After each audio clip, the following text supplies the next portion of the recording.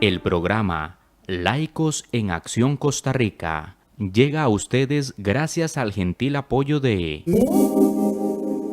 Laboratorios Centro Natural La Fuente. Para mayor información, 2222-2280. Escuela de Adiestramiento Integral Canino de La Ribera. Para mayor información, 6026-7977. Odontología Doctora Margie Covaleda. Citas al 8724-3676. Ministerio Evangelio en la Cárcel. 8899-2434. Si usted desea colaborar con este ministerio, su aporte será bien invertido en llevar este importante mensaje por medio de la radio, televisión, YouTube y Facebook Live. Si desea colaborar, puede llamar al 8464-1111. Laicos en Acción Costa Rica. Bendiciones. Buenos días, buenas tardes o buenas noches, depende del horario en que nos escuches. Que Jehová y la bendición de Jehová esté sobre ti, tu familia, tu hogar y todos tus seres queridos, y especialmente que el Espíritu Santo pueda ayudarles a entender cuál es la misión que tenemos en este tiempo y qué es lo que nos toca hacer. En este momento quiero pedirte si puedes inclinar tu rostro para tener una oración, para que sea el Espíritu Santo que los ilumine a estudiar la palabra de Dios y que sea Él el que nos ayude a comprender lo que Dios quiere que nosotros hagamos en este tiempo. Oremos. Padre Dios nuestro, alabado y glorificado sea tu nombre en esta hora. Oh Dios eterno, a ti te pedimos sabiduría de lo alto. Te pedimos que seas tú el que nos ayudes, oh Dios, a comprender tu santa palabra. Que nos ayudes a entender la misión que debemos realizar en este día, oh Dios, que es tan corto porque ya el tiempo se está terminando. Las profecías en tu palabra se están cumpliendo a velocidad de la luz. Una y otra evento pasan frente a nuestros ojos y muchas veces ni siquiera los comprendemos. Por eso te pedimos sabiduría, oh Dios, para estudiar por tu palabra y poder entender lo que está pasando en este tiempo. Ayúdanos, oh Dios, a ser valientes, a ser fuertes y a tener sabiduría para aceptar lo que tú nos dices y llevarlo a cabo. Ayúdanos, oh Dios, a no maltratar a nadie, sino llevar la verdad tuya, oh Dios, para que esa verdad nos haga libres tanto a nosotros como a aquellas personas que quieren escuchar tu verdadero mensaje. Gracias en esta hora, Dios, te pedimos mucha bendición para poder llevar a cabo la parte que nos toca en esta tierra. En nombre de Cristo te pedimos todo. Amén. Bien, estimado amigo apreciado, vamos a continuar estudiando acerca de lo que era el cuerno pequeño que habíamos quedado en las lecciones anteriores. Este cuerno pequeño había crecido de tal manera que había conquistado los otros 7 reinos, o sea, los otros 7 reinos se postraban ante él, le rendían homenaje, le rendían feligresía, tanto en la parte política como en la parte religiosa. No solo gobernaba en la parte religiosa como gobernaban los otros 7 reinos, sino que éste gobernaba en la parte política y en la parte religiosa. Exigía políticamente y ponía leyes políticamente. Hablando de eso, quitaba reyes y ponía reyes. En la parte religiosa decía inclusive quién era salvo y quién no era salvo. Y para poder tener todo esto, ¿qué hacía? Precisamente venía y controlaba al pueblo por medio de lo que era la religión. Entonces este cuerno creció mandó y gobierna a los 7 reinos restantes. Ahora bien, vamos al versículo 9 y 10 de Daniel 7. Vamos a comenzar a leer precisamente el versículo 9 y 10 que dice así. Está Daniel en la visión y dice lo siguiente. Estuve mirando hasta que fueron puestos sillas. En algunas otras traducciones dice tronos. Y un anciano de grande edad se sentó, cuyo vestido era blanco como la nieve, y el pelo de su cabeza como lana limpia, y su silla llama de fuego, y sus ruedas fuego ardiente, y un río de fuego procedía y salía delante de él, y millares le servían, y millones de millones asistían delante del juez, y el juez se sentó, y los libros fueron abiertos. Esta es precisamente la visión que está teniendo el profeta Daniel. Después de él ver primeramente el león con sus 2 alas, luego ver el oso, las 3 costillas que llevaba en su boca, que estaba inclinado hacia un lado, luego que seguía el leopardo con sus 4 alas y sus 4 cabezas. Luego le seguía la bestia espantosa y terrible en gran manera, a la cual él no encontró similitud alguna en esta tierra. Luego, ¿qué le seguía? Le seguían los 10 cuernos y luego el cuerno pequeño. El cuerno pequeño surge y controla al mundo entero, tiene su tiempo de potestad, pero ya después de que pasa todo esto del cuerno pequeño precisamente, y es en el tiempo en el cual estamos viviendo, porque el cuerno pequeño recibe una herida de muerte, pero luego se recupera de nuevo. Entonces eso vamos a ver más adelante qué es lo que pasa. Ahora estamos teniendo en ese tiempo un corto tiempo de paz. ¿Por qué? Porque el cuerno pequeño todavía no ha sido sanada su herida por completo. Ya la herida está cicatrizada, ya hay grandes adelantos y pronto otra vez se le va a dar el poder al cuerno pequeño. Pero vayamos viendo que después de que él ve todo esto, sigue la próxima escena. Y la próxima escena dice que él ve que se ponen tronos. Y un anciano de días se sienta en ese trono, precisamente. Y dice que este anciano de muchos días o de muchos años da una descripción de cómo es este anciano. La solemnidad del evento que está aconteciendo nos llama la atención, que es increíble. Ejemplo. No sé si te han llevado alguna vez a juicio. A mí nunca me han llevado a juicio ni he estado en un juicio. Pero cuando uno está ahí, me imagino que eso debe ser muy solemne. ¿Por qué? Porque te están juzgando o me están juzgando. Hay personas que tienen mucho poder que están ahí adelante. Hay personas que son respetables y que van a emitir un juicio contra aquel o aquella que está al frente. Y precisamente ese es el concepto que nosotros tenemos sobre juicio. Imagínense ahora en el reino celestial que se esté dando un juicio. Y dice que el anciano se sienta, comienza. Después de que pasa todo esto, después de que pasa el reino, después de que pasa el cuerno pequeño, dice que él ve esta visión. Y se sienta el anciano. ¿Y quién más que este anciano? Que es Dios el Padre, precisamente. Y dice que su cabeza era como lana limpia, blanca totalmente. Y dice que el trono o la silla era de fuego y sus ruedas de fuego ardiente. La solemnidad en la que está.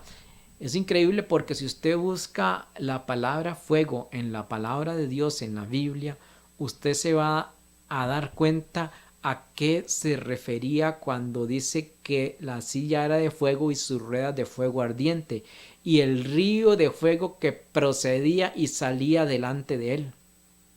Busque en la palabra de Dios, y dice la palabra de Dios que él hace a sus ministros, a sus ángeles, llamas de fuego. Y es más, el mismo versículo nos relata en la última parte, dice, y un río de fuego procedía y salía delante de él. Y sigue diciendo, millares de millares le servían y millones de millones asistían delante de él. Precisamente estos son los seres celestiales, esas 2/3 partes que quedaron cuando Satanás cayó.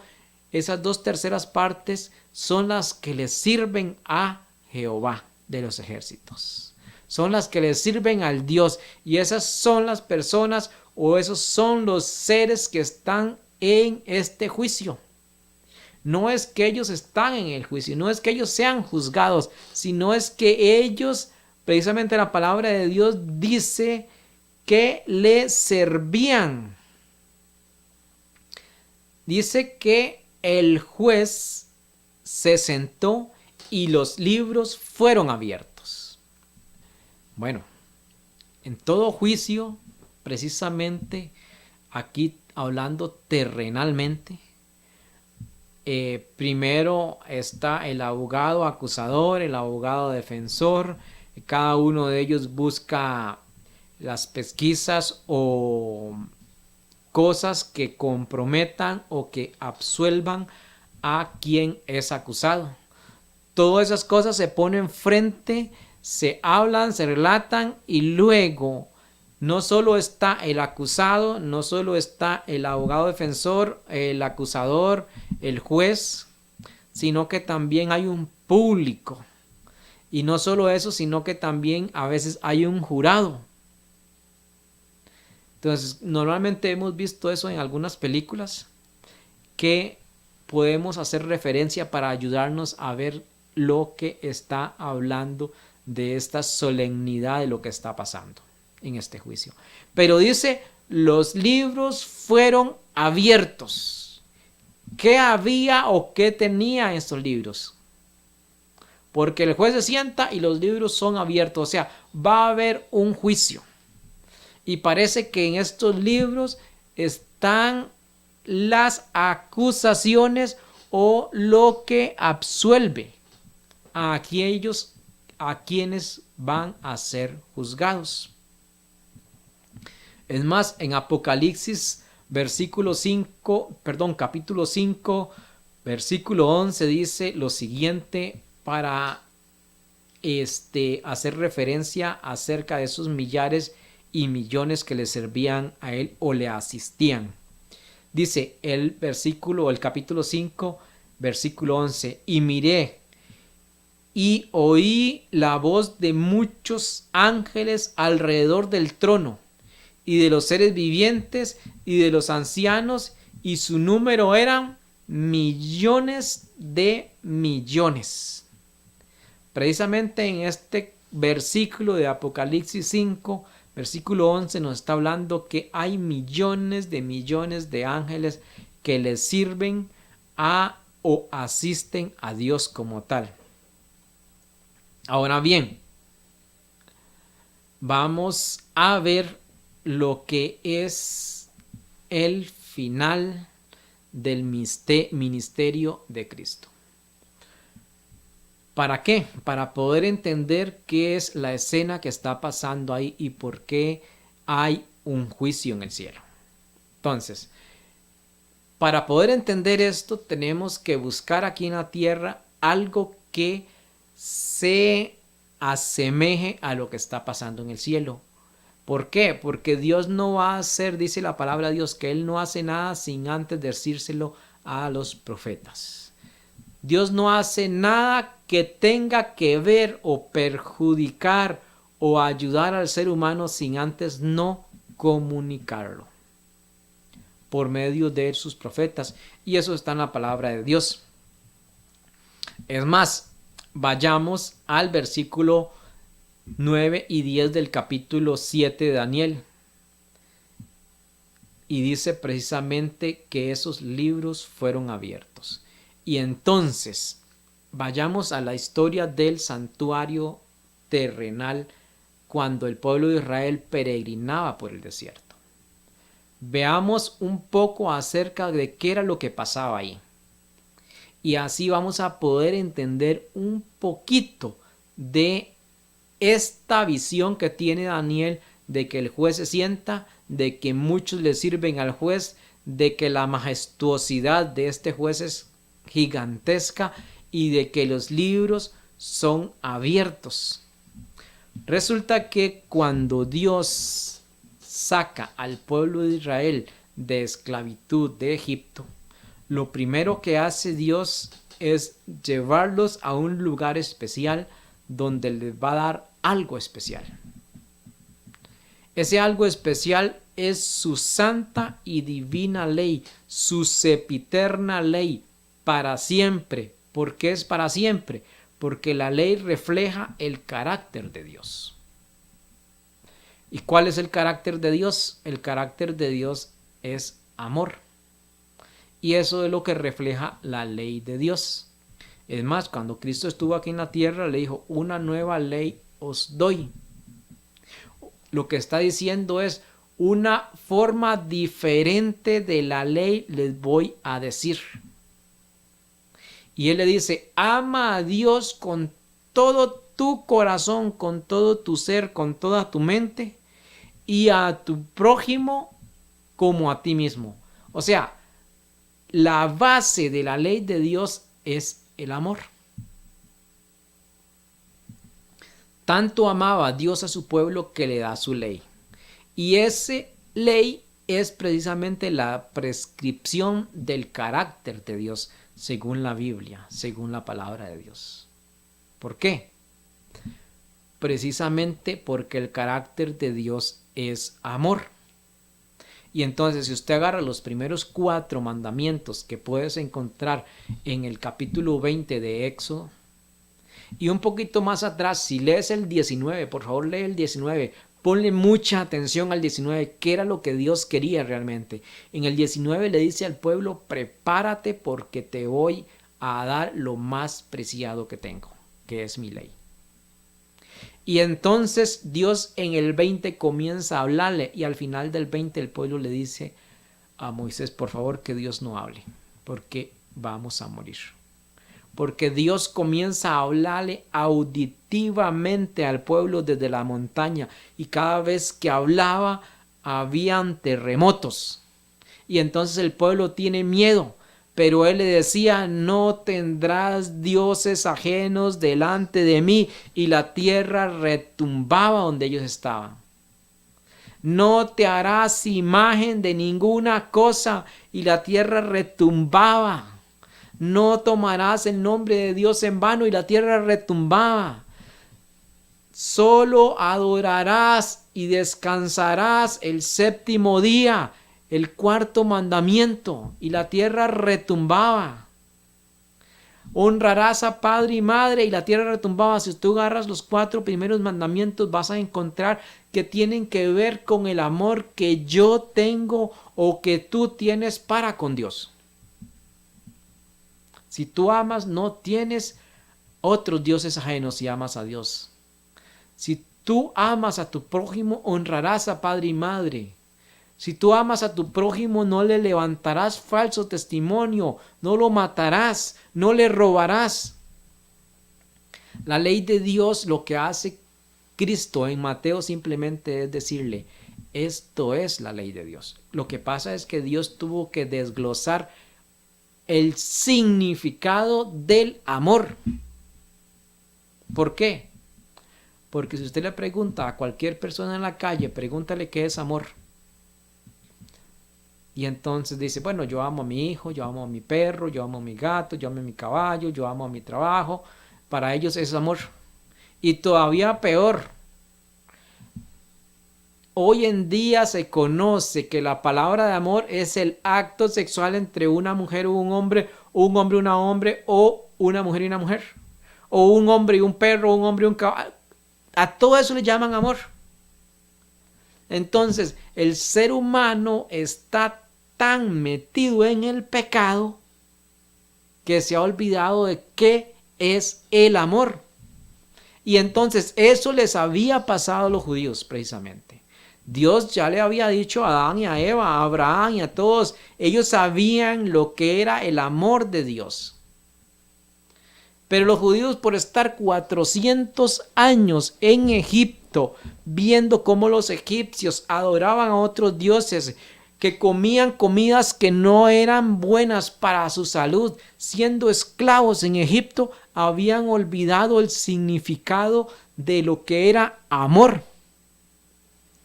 Y entonces Dios le desglosa parte por parte lo que es amor. Y ahí es donde le da los 10 mandamientos. Y entonces si tú dices hoy que tú amas a Dios, Dios te pregunta, ¿guardas mis mandamientos?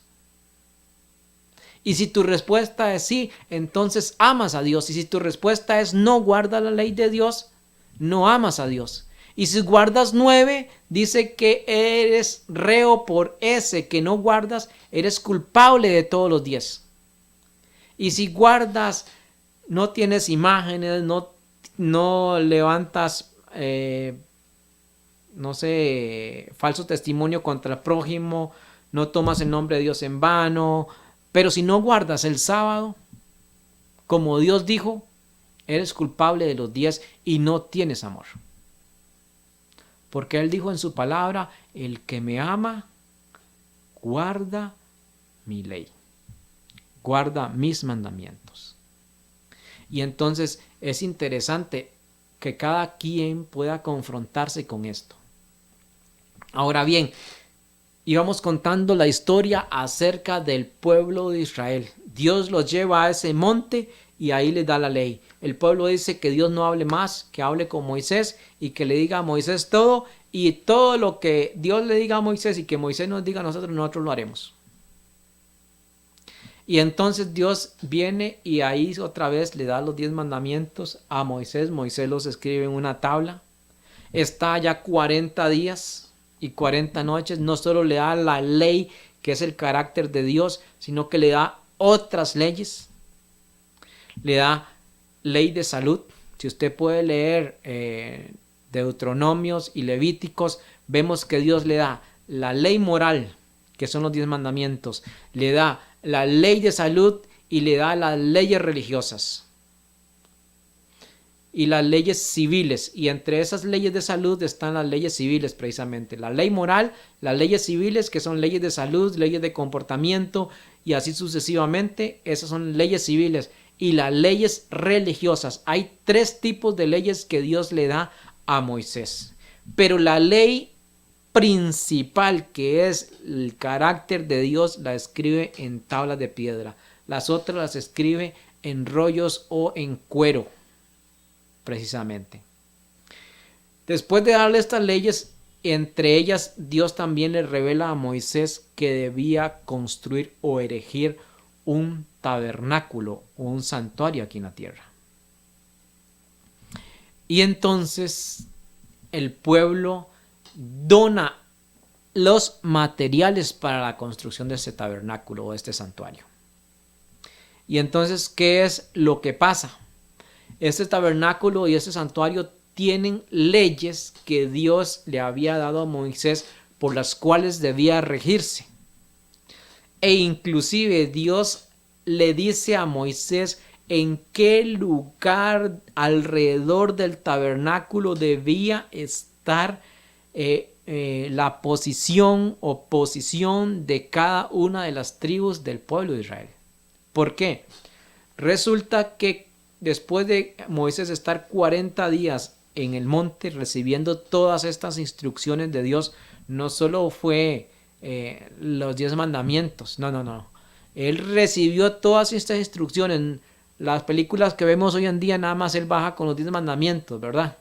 No, Dios le da todas las instrucciones para que pueda gobernar y administrar correctamente al pueblo de Israel. Y entonces cuando él baja, lo primero que escucha, dice que escucha como él venía bajando con Josué y Josué le dice, oigo sonido de guerra en el campamento. Y Moisés le dice, no es sonido de guerra, es sonido de parranda, de fiesta. ¿Y qué era lo que había hecho el pueblo de Israel? El pueblo de Israel había pensado que Moisés había muerto. Entonces habían obligado a Aarón a que hiciera uno de los dioses de Egipto que representaran a Dios. Y entonces Aarón hizo un becerro de oro. Y entonces les dijo, este fue el Dios que los sacó de Egipto, pero ya Dios les había hablado a ellos antemano de eso, no tendrás dioses ajenos, no te harás ninguna imagen para adoración, ni el que está arriba en el cielo, ni el que está abajo en la tierra. Esos son los primeros mandamientos de la ley de Dios.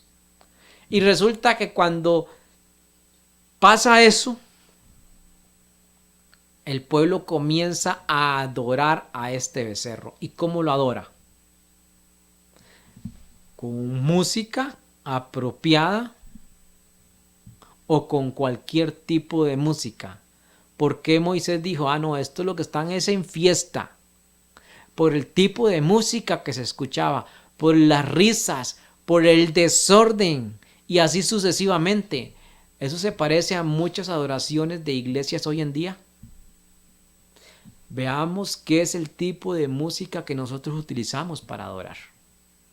Ahora bien, resulta que cuando Moisés baja, solo hay una tribu a la cual se aparta y no toma parte de esta adoración, que era la tribu de Leví. Entonces Dios los escoge para que ellos sean los que ministren en el templo, y especialmente a Aarón y a sus hijos. Eran los sumos sacerdotes que podían entrar y administrar en el templo.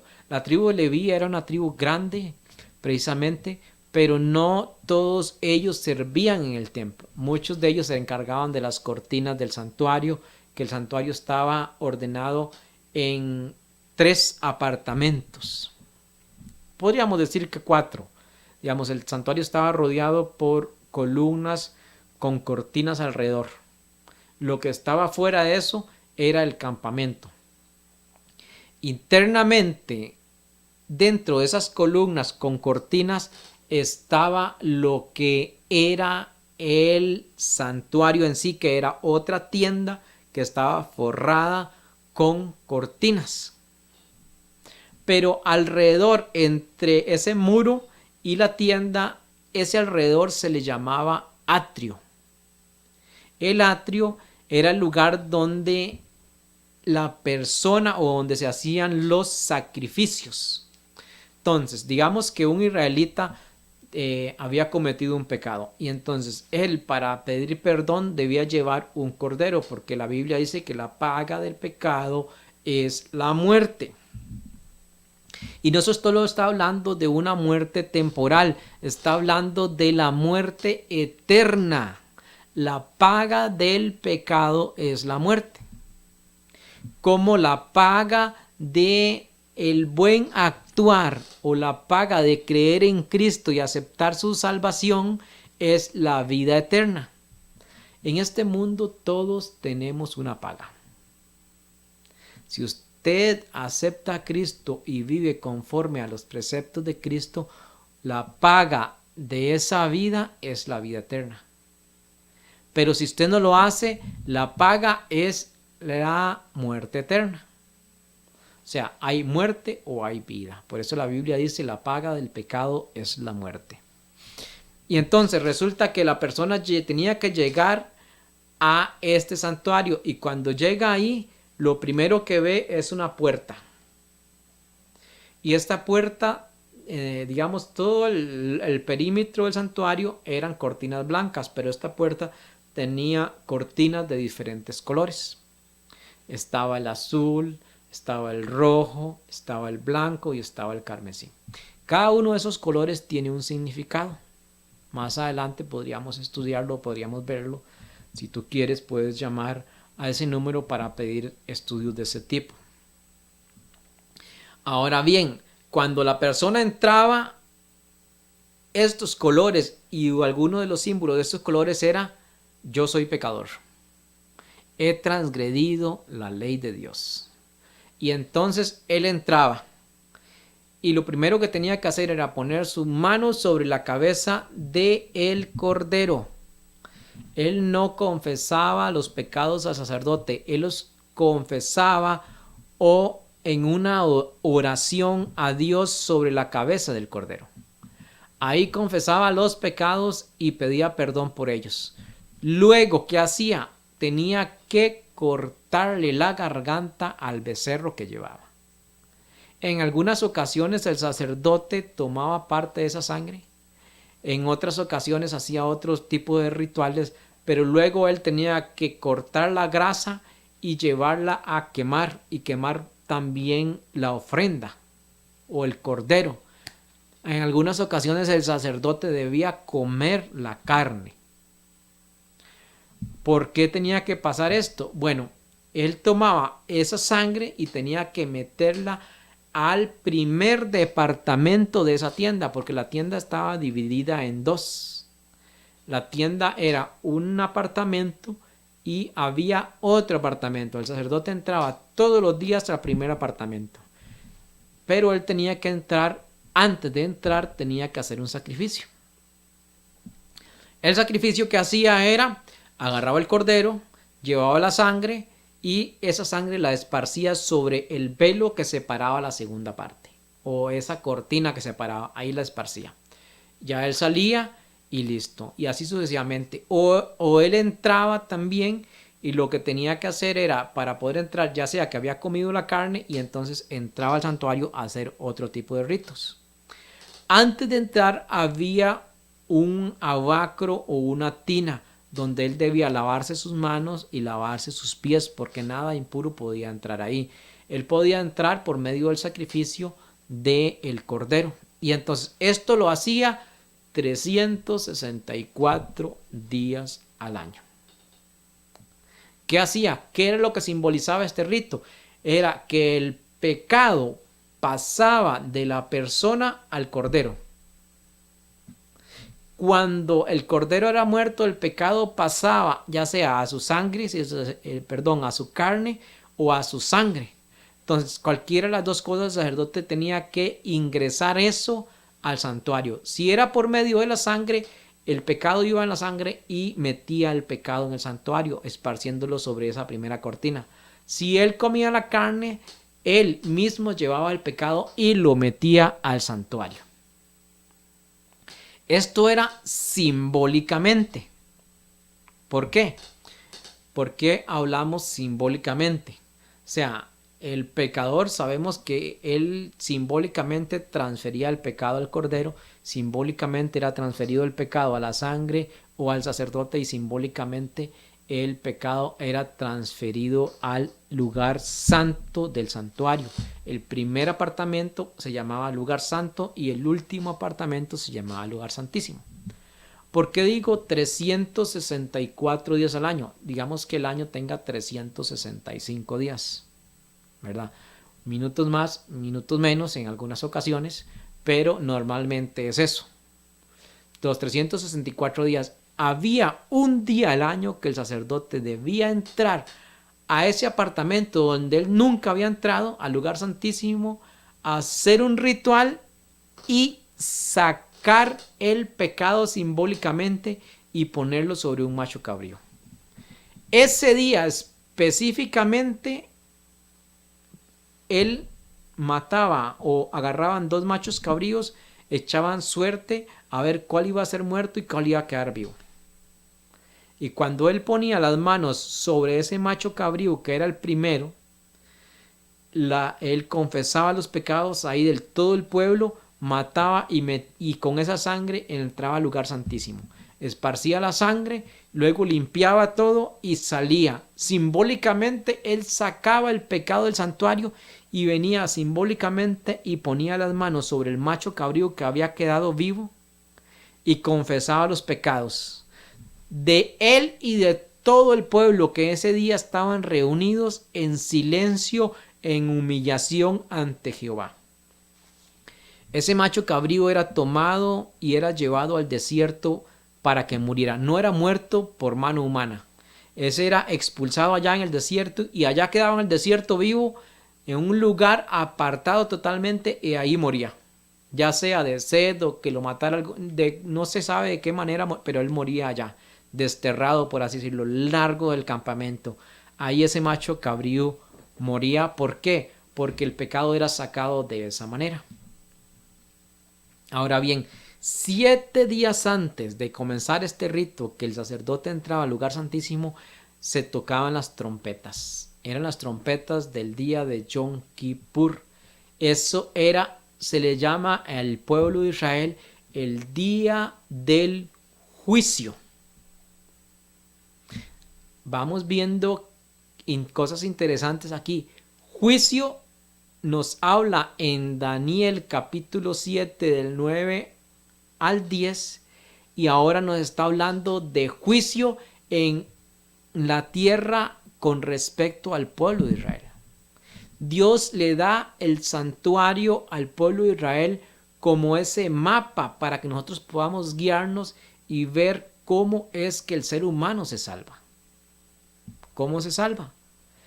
Primero se debe arrepentir, luego confesar los pecados, luego matar ese cordero, luego ese pecado debe ser ingresado al santuario, luego ese pecado debe ser una vez al año sacado del santuario y puesto sobre un animal culpable que va a llevar el pecado de todos los santos y es expulsado para que muera.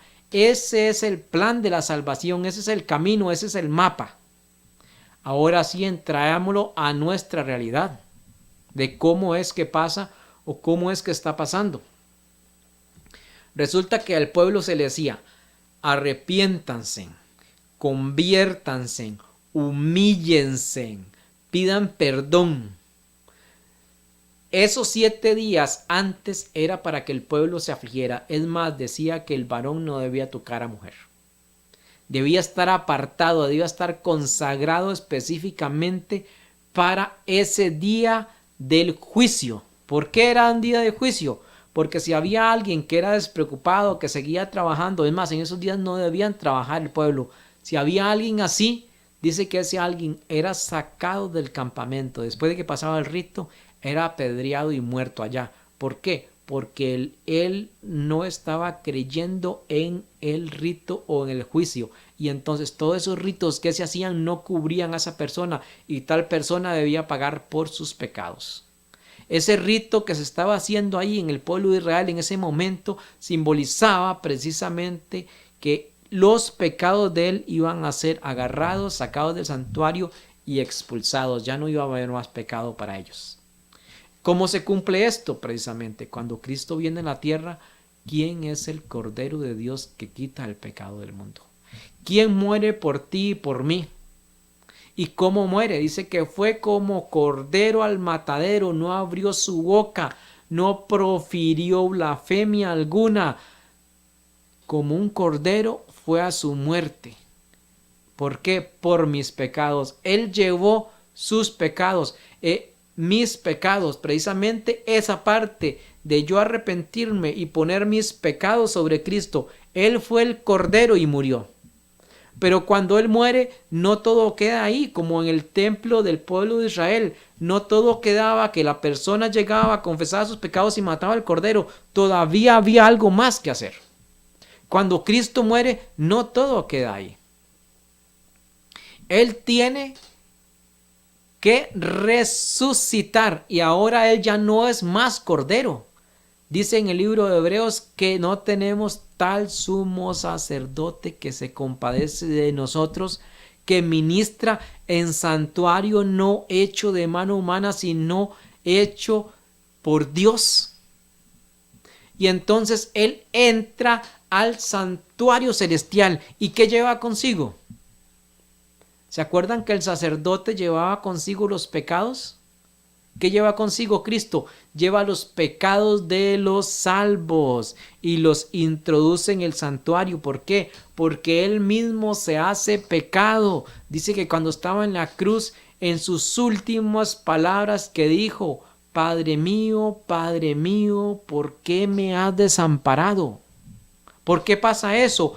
Porque Dios Padre ve a Cristo hecho pecado, le imputa tus pecados y mis pecados, y entonces Él toma sobre sí su pecado y toma sobre sí mi pecado. Él lleva como tal. Era como cuando el sacerdote se comía precisamente la carne de ese cordero que había sido sacrificado. Él lleva sobre sí, Él derrama su sangre como el cordero derrama sangre, pero Él se levanta, Él resucita y ahora Él es el sumo sacerdote. ¿Qué hacía el sumo sacerdote? Hacía un ritual 364 veces al año. Y eso hace Cristo cuando asciende al cielo. Entra en el lugar santo y ahí hace un ritual. Y precisamente en ese primer apartamento habían utensilios como la mesa de los panes, el candelabro y el altar de incienso.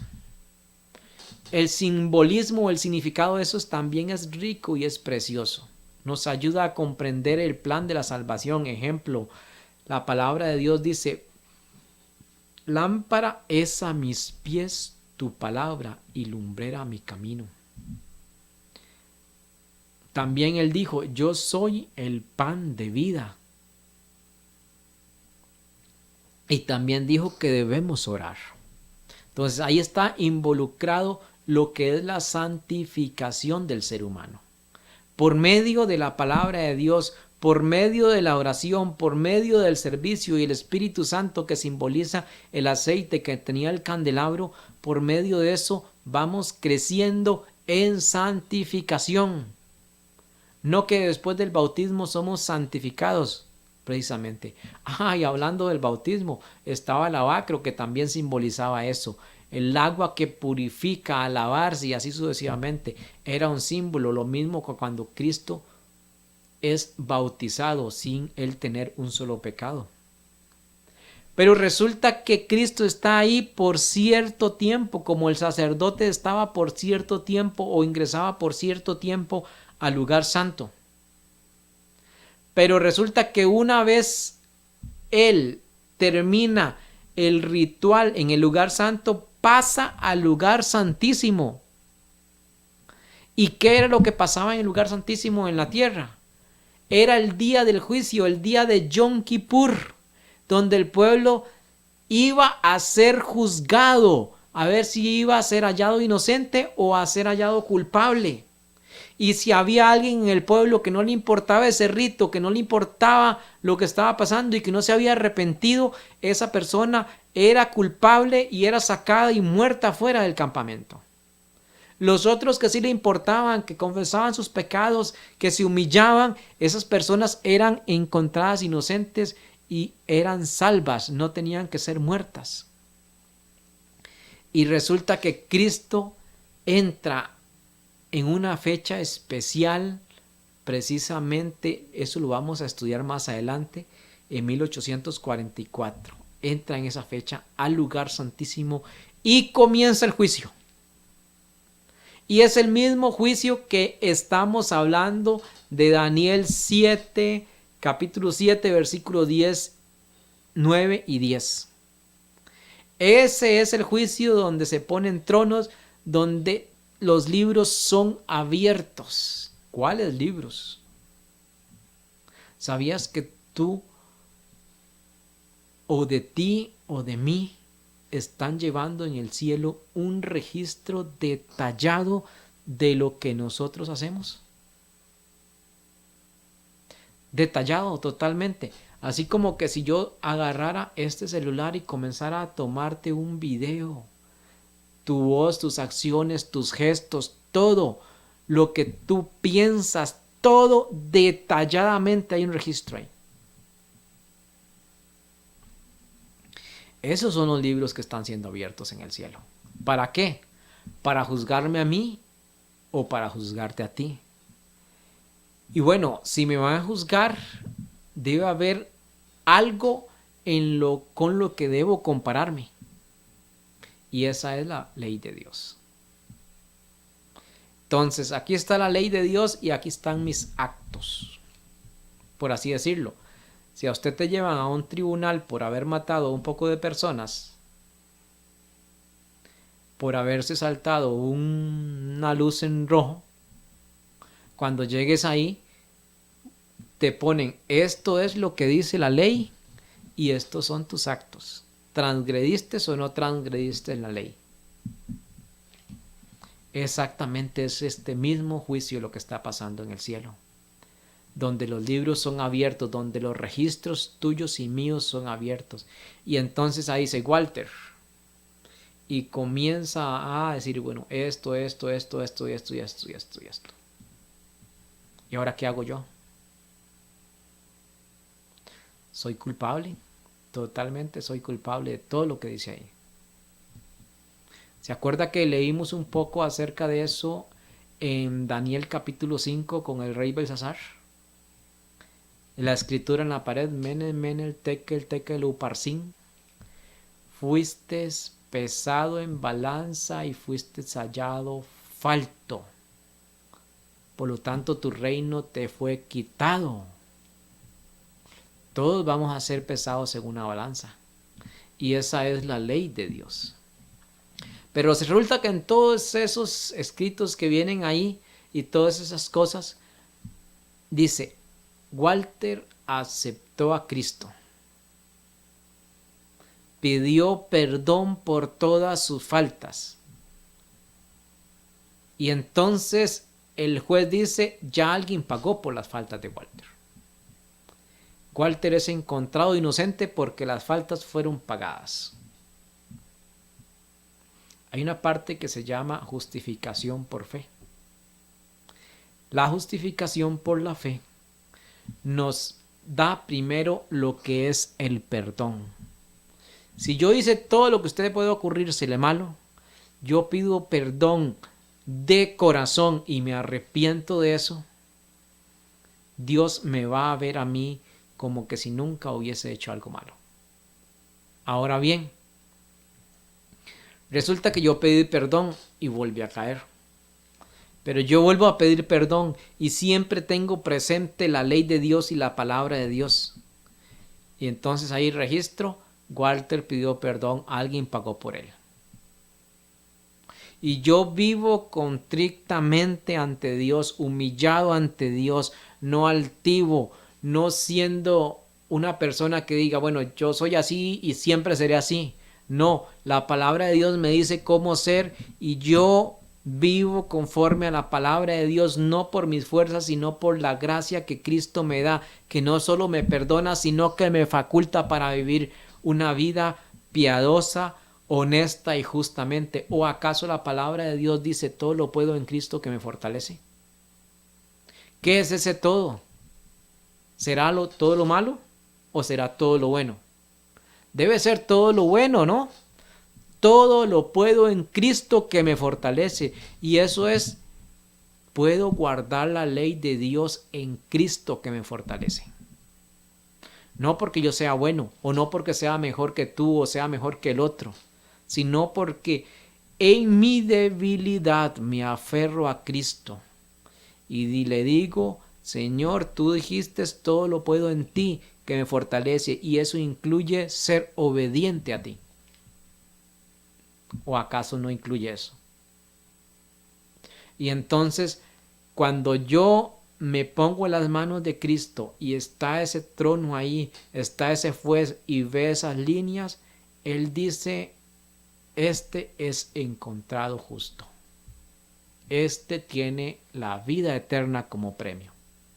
Pero si resulta que yo en mi cabeza dura digo, no, yo hago lo que yo creo que es correcto, no lo que Dios está diciendo. Si la ley de Dios dice que debo guardar el sábado, no, es el domingo que yo guardo. ¿Por qué? Bueno, yo creo que Cristo resucitó un domingo y por eso guardo el domingo. Pero eso me pidió Cristo, eso me pidió Dios. ¿Se acuerda que Él dijo, si hay alguien que no está contrito, ese es sacado y apedreado y muerto fuera? ¿Se acuerda que Cuando Caín y Abel llevaron el sacrificio, Dios había pedido un cordero con sangre, con características específicas de cómo iba a ser ese cordero. Y Caín dijo, bueno, yo trabajo en la tierra, soy agricultor, le llevo lo mejor. Eso es lo que yo creo. Pero Dios le dice, yo no acepto eso porque yo no pedí eso. ¿Qué le estás dando tú? ¿Le estás dando la misma ofrenda que Caín o le estás dando la ofrenda que dio Abel? Bueno, ponte a pensar y acuérdate que todos somos juzgados según este juicio, según ese trono, conforme a la ley de Dios, y es conforme al amor. Y no, ya hablamos un poquito acerca de esto, del amor. No es ese amor que conocemos normalmente. Es amar a Dios sobre todas las cosas y a su prójimo como a ti mismo. Y eso lo encuentras en Éxodo 20, precisamente. Y entonces se da este juicio, o comienza este juicio, porque más adelante vamos a detallar qué es lo que pasa cuando termina este juicio, porque pasa exactamente lo mismo que pasaba cuando el templo terrenal estuvo aquí en la tierra con el pueblo de Israel. Exactamente lo mismo pasa. ¿Se acuerda que el sacerdote salía y los que eran encontrados culpables eran sacados y muertos? Eso es lo que pasaba aquí en Israel terrenal. Y los que eran encontrados inocentes, su vida era perdonada y podían seguir viviendo. Pero el sacerdote ponía sus manos sobre este cordero que había quedado vivo, este macho cabrío que había quedado vivo. ¿Y qué hacía con este macho cabrío? Ponía los pecados y era expulsado. Cuando Cristo salga de este tribunal celestial y venga por su pueblo, el que fue encontrado justo va a ser encontrado justo para siempre. Vida eterna. El que es encontrado culpable y no quiso hacer la voluntad de Dios, porque se aferró a sus, inclusive a sus debilidades, se aferró a sus cosas, ese es encontrado culpable y va a ser muerto. Pero aquella parte del ritual que hacía el sacerdote en la tierra de poner los pecados sobre el macho cabrío que había quedado vivo, eso simbólicamente Cristo va a poner los pecados de todos los salvos sobre Satanás. Y Satanás va a quedar aquí en esta tierra por 1000 años. Y luego viene la muerte de él. Juntamente con todas las otras personas. Pero por 1000 años Satanás va a quedar como esta tierra, va a quedar como un desierto. No va a haber vida. En el desierto no hay más que escorpiones, serpientes y alacranes. No hay, en lugares donde no hay agua, claro está, porque en el desierto hay partes donde hay oasis, pero el desierto como tal, donde no hay agua, donde solo hay sol, solo esos animales pueden vivir ahí. ¿Y qué es lo que pasa aquí en esta tierra en ese tiempo? Bueno, solo van a estar los escorpiones, serpientes y animales, pero ¿cuáles son esos? Son Satanás y sus ángeles, son los únicos que van a quedar vivos por 1000 años, y ese es el milenio del que estamos hablando. Por 1000 años el pueblo de Dios va a estar en el cielo, allá en la Nueva Jerusalén, en el cielo. Pero cuando esa Nueva Jerusalén baje a la tierra de nuevo, va a pasar algo, precisamente. Va a ser el juicio y la muerte de este macho cabrío que va a llevar los pecados, que es símbolo de Satanás. Exactamente lo mismo que pasaba en el santuario terrenal, está pasando actualmente en el santuario celestial. Cuando Cristo venga por los suyos, a ver lo que está pasando. Ahora bien, este cuerno pequeño, precisamente vamos a leer Daniel 7, 11 y 12, y ahí vamos a quedar porque ya el tiempo se nos fue. Dice Daniel 7, 11 y 12: Yo entonces miraba a causa de la voz de las grandes palabras que hablaba el cuerno, y miraba hasta tanto que mataron a la bestia, y el cuerpo fue deshecho y entregado para ser quemado por fuego. Había también quitado a las otras bestias su señorío, y les había sido dada prolongación de vida por cierto tiempo. En el próximo programa vamos a estudiar estos versículos y vamos a ver qué es lo que nos está diciendo. ¿Por qué te he contado todo esto? Porque este juicio se está dando en este momento. Tú y yo estamos siendo juzgados en este momento. Puede ser que todavía no haya pasado por el tribunal celestial tu caso o mi caso. Y todavía tenemos un chancecito hasta que pase. Porque puede ser que en esa última línea diga, ha aceptado a Cristo y ha vivido conforme a su ley. Y entonces todo aquello que hicimos equivocadamente, erróneamente, que se llama pecado, nos es perdonado. Y es importante que entendamos eso. ¿Qué es lo que estamos viviendo en este tiempo? Y por eso te digo, estudia la palabra de Dios, busca, escudriñala como ese tesoro que hay. También te doy bendiciones y que Jehová te guarde y que te dé tu Santo Espíritu para que pueda comprender, que puedas ayudarte a que lleves este mensaje a tus familiares, no para que te conviertas a una iglesia, sino para que seas salvo tú y tu casa. Que Jehová te bendiga y te cuide y te guarde. Que tengas un buen día.